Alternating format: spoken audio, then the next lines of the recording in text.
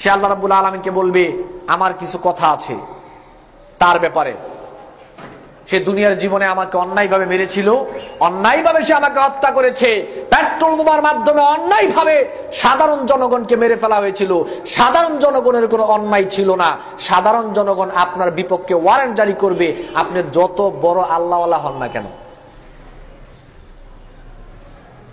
এবার আল্লাহ রাব্বুল আলামিন বিচার করবেন। সেদিন তো আর কোনো ঘুষ চলবে না, ক্ষমতা চলবে না, পাওয়ার চলবে না। আল্লাহ বিচার করবেন, ন্যায় বিচার করবেন আল্লাহ রাব্বুল আলামিন। কি বলবেন? আল্লাহ রাব্বুল আলামিন আপনাকে বলবে যে তোর যাবতীয় ভালো আমল ছিল সব তারে দে। আপনার সব আমল তাকে দিবেন। দেওয়ার পরে আপনার পিছনে আরো সিরিয়াল থাকবে। এবার আল্লাহ রাব্বুল আলামিন বলবে যেহেতু তোর কোনো ভালো কাম নাই, শেষ, তোদের যাবতীয় যা গুণ আছে সব তার কাঁধে দি। ফাতুরিহাত সুম্মা তুরিহা ফিন্নার। এত আমল করলেন কিন্তু মানুষকে অন্যায়ভাবে হত্যা করেছেন, মানুষকে অন্যায়ভাবে মেরেছেন। আর অনেকগুলো রয়েছে। আমার বক্তব্যের সাথে দুইটা জিনিসের মিল থাকার কারণে আমি দুইটাই বললাম। যাবতীয় আমল দিয়ে পরকালে পরিশোধ করতে হবে এবং আপনার তার যাবতীয় গুনাহ যা রয়েছে সব আপনাকে নিয়ে কাঁধে বহন করে আপনাকে জাহান্নামে চলে যেতে হবে। নাউযুবিল্লাহি মিন যালিক। সহিহ বুখারীতে এসেছে আল্লাহ রাসূল বলেছেন মান কানাত ইনদাহু মাজলিমাতুন লি আখিহি মিন ইরদিহি আও মিন শাইইন ফালইয়াতাহাল্লালহু মিনহুল ইয়াওমা ক্বাবলা আন লা ইয়াকুনা দিনারুন ওয়ালা দিরহামুন। এই জমিনের মধ্যে যদি তোমরা কারো প্রতি জুলুম করে থাকো, যেই পরিবারের লোকদেরকে আপনি মেরেছেন পেট্রোল বোমা দিয়ে ক্রস ফায়ার করে, তার উপর আপনি জুলুম করেছেন, তার পরিবারের প্রতি আপনি জুলুম করেছেন, পরিবারকে নিঃস্ব করেছেন, আপনি চিরঅপরাধী, আপনি তার উপরে জুলুম করেছেন। আল্লাহর রাসূল বলেছে বুখারী শরীফের হাদিস, আপনি যদি কারো প্রতি জুলুম করে থাকেন তাহলে সেই দিন আসার পূর্বে বলেছে তার কাছ থেকে ক্ষমা নিতে। সেই দিন আসার পূর্বে আপনাকে ক্ষমা নিতে হবে, যেই দিন কোনো কেউ আপনার উপকারে আসবে না, আপনার কাছে ভালো আমল থাকবে না। আল্লাহ রাসূল বলেছেন ইন কানা লাহু আমালুন সালিহুন উখিযা মিনহু বিকদরি মাজলিমাতিহি। আপনি পরকালে যদি আপনার কাছে কোনো ভালো আমল থাকে, এই ভালো আমল দিয়ে আপনাকে জুলুমের এটাকে বলে ক্ষতিপূরণ দিতে হবে। ভালো আমল দিয়ে দুনিয়ার জুলুমের ক্ষতিপূরণ দিতে হবে, যদি এই দুনিয়ার মধ্যে আপনি সেই জুলুমের ফয়সালা না করেন। ভালো আমল দিয়ে করতে হবে। আর যদি ভালো আমল না থাকে তাহলে তার যাবতীয় গুনাহ সব আপনার কাঁধে দেওয়া হবে। এজন্য যদি জুলুম করে থাকেন কারো প্রতি, তাহলে কিয়ামত দিবস অর্থাৎ আপনার মৃত্যু আসার পূর্বেই সেই জুলুমের ফয়সালা এই দুনিয়ার মধ্যে করতে হবে। যদি না করেন তাহলে পরকালে ভালো আমল দিয়ে জুলুমের শোধ করতে হবে এবং তার যাবতীয় গুনাহ আপনার কাঁধে নিয়ে আপনাকে জাহান্নামে চলে যেতে হবে। মুয়াত্তা মালিক এসেছে আল্লাহ রাসূল সাল্লাল্লাহু আলাইহি সাল্লাম বলেছেন ওয়ালা ফাশাজ জিনা ফি কওমিন কাত্তু ইল্লা কাসুরা ফিহিমুল মাউত। যেই জনপদের মধ্যে প্রকাশ্য দিবালোকে বোটানিক্যাল গার্ডেনে জানা হবে, যেই জনপদের মধ্যে সংসদ ভবনের সামনে প্রকাশ্য দিবালোকে জানা হবে, যেই জনপদের মধ্যে কলেজ ইউনিভার্সিটিতে প্রকাশ্য দিবালোকে জানা হবে, যেই জনপদের মধ্যে রাস্তাঘাটে প্রকাশ্য দিবালোকে জানা হবে, কেউ কোনো প্রতিবাদ করবে না। আল্লাহ নবী বলেছেন ওই জনপদের মধ্যে মৃত্যু, রক্তারক্তি, খুনাখুনি এটা আল্লাহ গজব স্বরূপ বাড়িয়ে দিবেন, যেটা এখন চলছে। ওয়ালা হাকামা কওমুন বিগাইরিল হাক্কি ইল্লা ফাশা ফীহিমুদ দাম।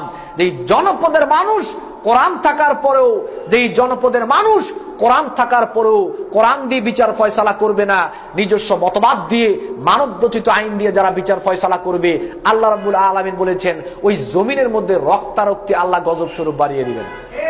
আপনি তাহাজ্জুদ দিয়ে ঠেকাবেন? গজব তাহাজ্জুদ দিয়ে ঠেকাবেন? সম্ভব না। গজব এটা গজব। এখন যেটা হচ্ছে এইটাও গজব। আল্লাহ রাসূল সাল্লাল্লাহু আলাইহি সাল্লাম বলেছেন লা ইউফলিহা কওমুন ওয়াল্লাহু আমরাহুম ইমরাতান। ওই জাতির কিভাবে কল্যাণ হবে, ওই জাতি কিভাবে কল্যাণ পাবে যেই জাতির নেতৃত্ব দেয় মহিলা, ওই জাতির কিভাবে কল্যাণ হবে যেই জাতির নেতৃত্ব দেয় মহিলা। আল্লাহ রাসূল বলেছেন এখন যেটা চলছে এটা গজব। গজব থেকে বাঁচতে হবে। কিভাবে বাঁচবেন? আমেরিকা থেকে, ইন্ডিয়া থেকে, বিভিন্ন দেশ থেকে এখন বিজ্ঞপ্তি দেওয়া হচ্ছে দ্রুত সমঝোতা প্রয়োজন, দ্রুত সংলাপে বসেন। দেশে বাংলাদেশে এসে বলে যাচ্ছে সংলাপে বসেন। বাংলাদেশের মানুষ চাচ্ছে দুই নেত্রীর মধ্যে দ্রুত সমঝোতা হোক। বাংলাদেশে অশান্তি বিরাজ করছে, দুই নেত্রীর মধ্যে সমঝোতা হলে নাকি বাংলাদেশে শান্তি ফিরে আসবে। আল্লাহর কসম করে বলি, আল্লাহর কসম করে বলি, দুই নেত্রী কেন, বাংলাদেশ সহকারে গোটা পৃথিবীতে যত নেতা নেত্রী রয়েছে, বাংলাদেশ সহকারে গোটা পৃথিবীতে যত নেতা নেত্রী রয়েছে, সবার সাথেও যদি সমঝোতা হয়, বাংলার জমিনে শান্তি আসবে না। বাংলার জমিনের মানুষের জন্য একটা রাস্তা খোলা আছে। যদি বাংলার জমিনের মানুষ শান্তি ফিরে পেতে চায়, নেতা নেত্রী সহকারে যত এমপি মন্ত্রী রয়েছে, জনগণ রয়েছে, সবাইকে সমঝোতা করতে হবে আল্লাহ সুবহানাহু ওয়া তাআলার সাথে। সবাইকে সমঝোতা করতে হবে আল্লাহ সুবহানাহু ওয়া তাআলার সাথে। এর শান্তি পাওয়ার বিকল্প কোন রাস্তা বাংলার জমিনের মানুষের জন্য খোলা নাই। কোথায় কি শান্তি চান আপনি? শান্তি তো উপর থেকে আসে, ডান বাম পিছন সামনের দিক থেকে শান্তি আসে না, শান্তি আসে উপর থেকে। যেখান থেকে শান্তি আসবে সেখানের সাথে আপনার নেটওয়ার্ক ছিন্ন হয়ে গিয়েছে, তার মাঝখান থেকে কেটে ফেলা হয়েছে। যদি শান্তি চান তাহলে দ্রুত আল্লাহর সাথে সমঝোতা করেন, কোরআনের সাথে সমঝোতা করেন, আল্লাহর সাথে যেই নেটওয়ার্ক ছিল ওইটার সাথে দ্রুত আবার যোগাযোগ করেন, তার আবার জোড়া লাগান আল্লাহর সাথে সম্পর্ক, ফিরে যান আল্লাহ সুবহানাহু ওয়া তাআলার দিকে, তাহলে শান্তি ফিরে পেতে পারবেন। সমঝোতা 1000 বার হলেও শান্তি আসবে না, এরা নিজেরই তো গজব।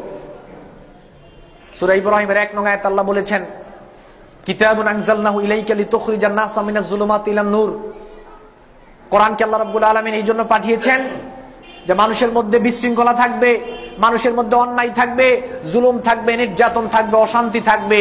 আর এই অশান্তির পথ থেকে মানুষকে শান্তির পথে নিয়ে যাওয়ার জন্য আল্লাহ রাব্বুল আলামিন কোরআন প্রেরণ করেছেন। সুবহানাল্লাহি ওয়া বিহামদিহি। সূরা বাকারার 38 নং আয়াতে আল্লাহ বলেছেন, ফাইম্মা ইয়াতিয়ান্নাকুম মিন্নি হুদা ফামান তাবিআ হুদায়া ফালা খাউফুন আলাইহিম ওয়ালা হুম ইয়াহজানুন। আদম এবং ইবলিসের মধ্যে যখন সমস্যা তৈরি হয়ে গেল, আল্লাহ রাব্বুল আলামিন বললেন, কুলনা হাবিতু মিনহা জামিআ, তোমরা এখান থেকে নেমে যাও, তোমাদেরকে দুনিয়ায় পাঠানো হবে।